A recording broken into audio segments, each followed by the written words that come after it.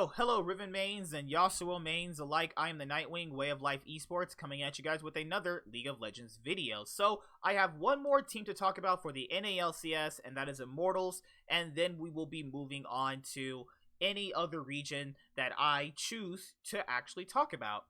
But, I will say a few things before I start the video, is I am actually pretty busy right now in my personal life. Job, I'm working out a lot of deals with some potential sponsors for my main YouTube channel, and podcast is going to be recorded tonight.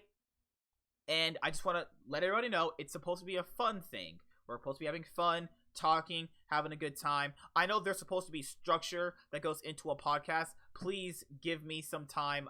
This is all still kind of really new to me in some way because I usually do content by myself. So please keep that in mind. I just want to make sure we're all having fun and we're all getting in to where we need to get in. I do want to make it fundamentally clear that it's going to be me, 3 other people, and a guest particularly. I want to have a main group of people like me and 3 other people, and then obviously bring in a guest whenever that is the case, because, you know, want to kind of keep it relatively a consistent group of people, so that way the viewer gets acclimated to a consistent group of people, and then when a guest comes on, then obviously the guest will, you know, take priority in some cases. But outside of that, let's talk about FlyQuest. So FlyQuest, you guys know who this team is. It's a team of proven / unproven players who've had relatively a lot of bumps in their careers and who's had a lot of highs in their career. It's really interesting because FlyQuest usually has a roster that is like good enough, but never good enough to be better than their competition. So let me just make an example. So back when FlyQuest first came into the league with High, Balls, Lemonation, Altec, and Moon, they were not better than most of the teams in the league, but their team coordination and shot calling got them wins.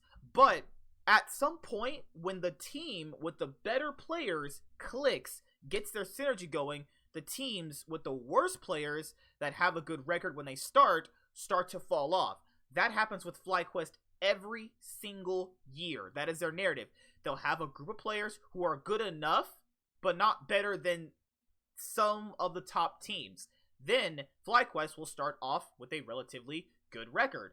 Outside of maybe 2018 spring, they had a relatively good record to start out with. Most splits, they start out with a pretty decent record outside of that 2018 spring split. But then right after that, we look at them having some issues. So that is the problem with FlyQuest, is that their rosters can never hold up. They're never clutch. They always, and I mean always, fall apart. It's not even just that they fall apart. They just at one point can't compete with the top end table teams from the LCS. And we saw that from most of the splits that they've been a part of. Like, just take a look at that last year's split with the summer team. When they were making a bunch of base races, they were consistently like 2nd or 3rd place. But then when the teams with the better players like TSM, Cloud9 started ranking up in the ranks, or even Echo Fox, because they kind of fell off a little bit too, they just did better. And we initially just later on saw that they were just a mediocre team. And that's just how it works. So what can they do differently than this year than they can otherwise show that they can't do the following year? Let me kind of rephrase that again.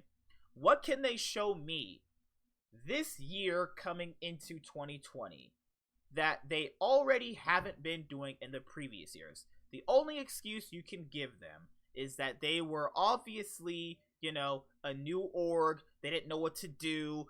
They had a lot of growing pains. That's fine. I can give that excuse for, you know, like 2 years, you know, because they came in, what, 2017?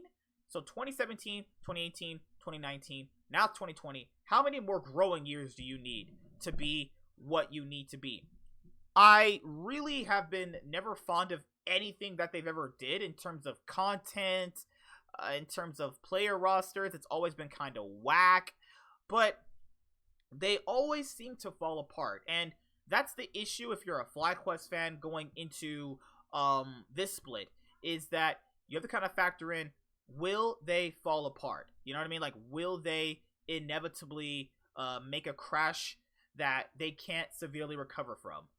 But you look at the caliber of players and you look at who they replaced. So let's just look at their upgrades in position. So the most obvious one is going to be Ignar and PowerofEvil, who at one point played on Misfits when they almost upset SKT in the 2017 World Championship quarterfinals. So Ignar has been on BBQ Oliver's, he was on Schalke, and he's relatively bounced between a few teams, and he's more better than JJ and Wadid. I think it's a safe assumption to say that. I think he is a clear upgrade in that position in regards to what FlyQuest would need. A strong solo lane support that can obviously play well with Wild Turtle. I think that most of the supports that Wild Turtle has had basically since Biofrost? No, actually Lustboy. Back when Wild Turtle had Lustboy, I felt like they really synergized really well. And after that, when Wild Turtle... No, because Wild Turtle played with Adrian. Okay, so I'll say after Adrian, he really never had a good support that he functionally functioned with. Biofrost, he never had good synergy with. He had horrible synergy with Elimination. He had horrible synergy with Stunt. Then he got JJ, and him and JJ worked out for a little bit there. And then after that, JJ just kind of started to become garbage.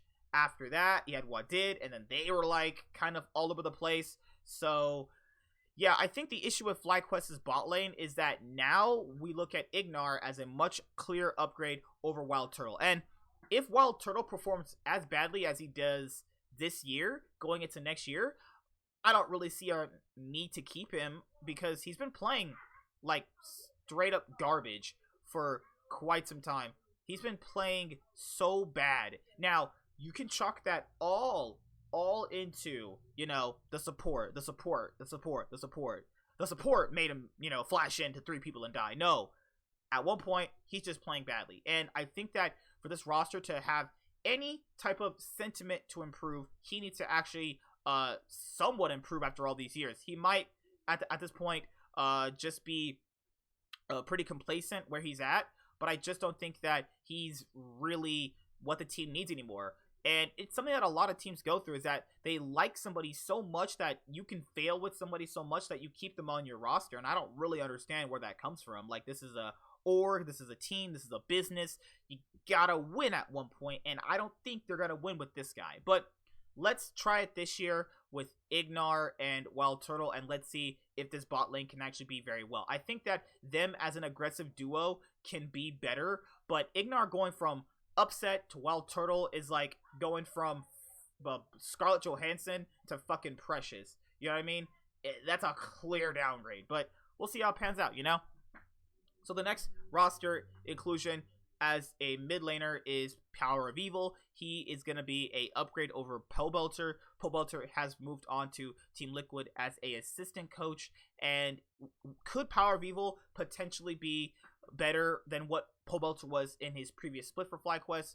Now, that comes with the added aspect of really holding on to what you need to assess out of a mid laner. What I mean by that is Pobelter either was playing in a way that made him look really bad and he was secretly doing really good, or he basically was just losing. Now, most people know that first case is not the problem. He was just losing. Now, PowerofEvil, though he has had some questionable performances, questionable builds, questionable champion picks in various scenarios, he's actually been fairly good since he's been in North America, ever since he was on Optic, ever since he was on CLG. I think he's actually been a pretty good mid laner, arguably top 4, top 3 mid laner.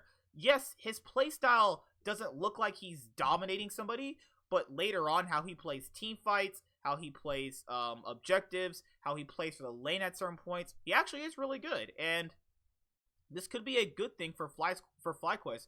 Maybe on CLG, he couldn't really do exactly what he wanted in terms of picking what he feels like he needs to pick.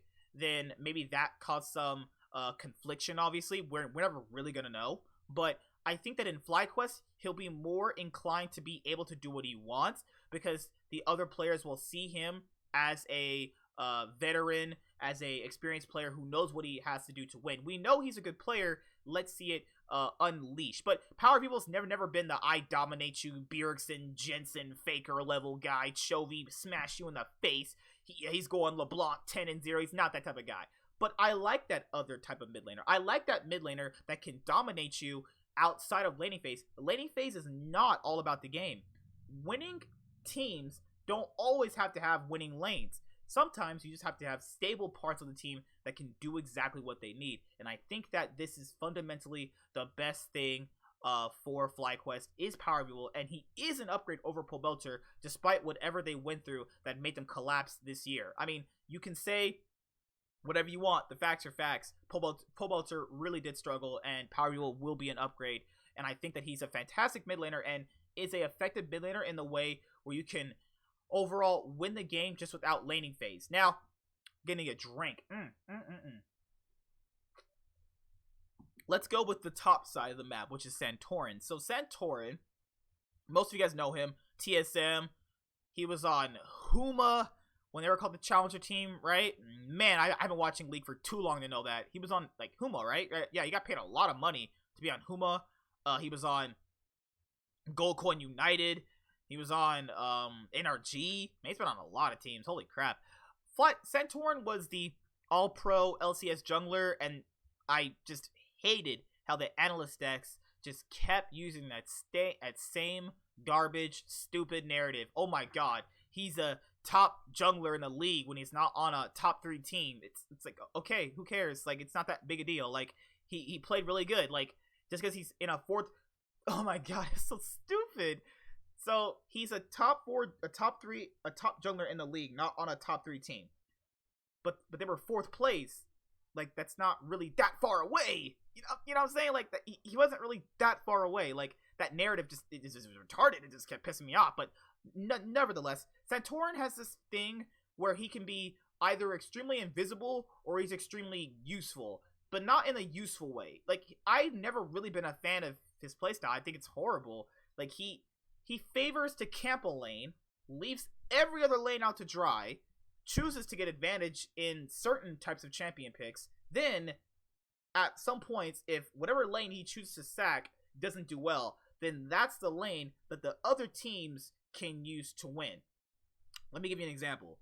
TSM, when they had Santorin sacked top lane, only ganked for Bjergsen, and sometimes bot lane, so any team that wanted to beat TSM just literally beat top lane, and then they won. That's his playstyle. He chooses to camp one lane, the strongest laner, then he chooses to effectively outmaneuver his opponent by smart jungle pathing. That's fine, whatever. He's a jungler. He needs to know those things. But then, if you left the lane so badly, and they're like 0-5 because they have no jungle pressure, then, you know what I mean? Like, it's gonna look real bad. But he's kind of fixed that over the years. I think that he's fixed various things about his playstyle, that I didn't really like personally. But, you know, looking at it right now, he did gank for top a few more times. Him and Viper have pretty good synergy. We saw that little video of him telling Viper about what you can and can't do. I mean, obviously on the stage, since he's already, you know, been on the stage and stuff like that, about how you should play. I don't really personally like that. If Viper obviously wants to be unleashed, then unleash Viper. You know what I mean? Like, I hate people who say, no, you don't do this because, you know, back in my day, that did not work and you can't play. No! What the fuck, man? If Viper's like, I want to play like this, and I can still fit my team the way I need to fit my team, and I'm gonna just go ham, balls to the wall, carry games, play fucking Riven, and go 6-0, who is this guy to tell you can't play the way you want to play? That's how we get worse teams. It's people keep trying to be safe. And we saw this on video. It's literally in a Riot video. They posted about it. It's somewhere on their YouTube page. Where, you know, it's where they were talking about Santorin's like, you know, I learned so many things, you know, when I was on TSM. And then when I learned so many things, you know, I left the team and, you know, how I should have played and what I did wrong. And then he was telling Viper, you know, you can't play like this. You blah, blah, blah, blah. I was like, bro, come on, stop that. If he has a chance in certain games to carry the game, you let him. Because, I mean, yes, learning how to play on the stage, learning how to be calm, learning how to be flexible. Those are fine qualities. But he's seriously telling the dude not to go balls to the wall. Like, come on, no. If he can do it, let him do it. That way we can get good players in North America who know how to do that. You know what I mean? So I didn't really like that about that type of aspect about them, because that's also a problem why I dislike this kind of team, is because I feel like he would actually do it. I feel like he would be like, hey guys, we're not really gonna, you know, get super advantages here. Let's try something else. And his ideas are fucking garbage, you know? But enough about that. I think Santorin will be a fine jungler, but I think that he should just let people do what they need to do effectively, because he should be a facilitator jungler, not a carry jungler. You know what I mean? Alright, so Viper, I thought was fine all year. I thought he played pretty fine. Summer split looked pretty wonky, but, you know, their whole team was falling apart, so you gotta kind of take that with a grain of salt. Overall, I thought he was a pretty solid top 6 top laner. If he can just be a top 4 top laner, they can win a lot more games. And I think that a young player like him kind of struggles with knowing what to do in various situations. I think that this year moving forward, it could be a lot better for him, because he's learned from this past year about playing on the LCS stage, which is fine. So anything else about Viper? I don't really know too much about him, other than the fact that he's, you know, he was on TL Academy at one point. He was a Riven one trick. He plays Riven effectively really well. He's the best Riven, I think, in the LCS at the moment. I think that he's a great top laner, a great building point for a lot of teams, and I think that he's going to be a fine addition. I think that Ignar also will bring a lot to this team, and I don't really know where I have them ranked personally. That's going to be in a later video where I rank the teams, but I don't really have them ranked personally yet. Will they be a playoff team? Ooh. Maybe. They'll be like a 6th to 7th place top team. Maybe. It's just a spitball right here. So I'll see you guys later. Like, comment, subscribe. Most of all, enjoy. I'm the Nightwing, and the Way of Life Esports is signing out. Hi there guys, be sure to like and subscribe to the channel for more stuff. Yeah, thank you.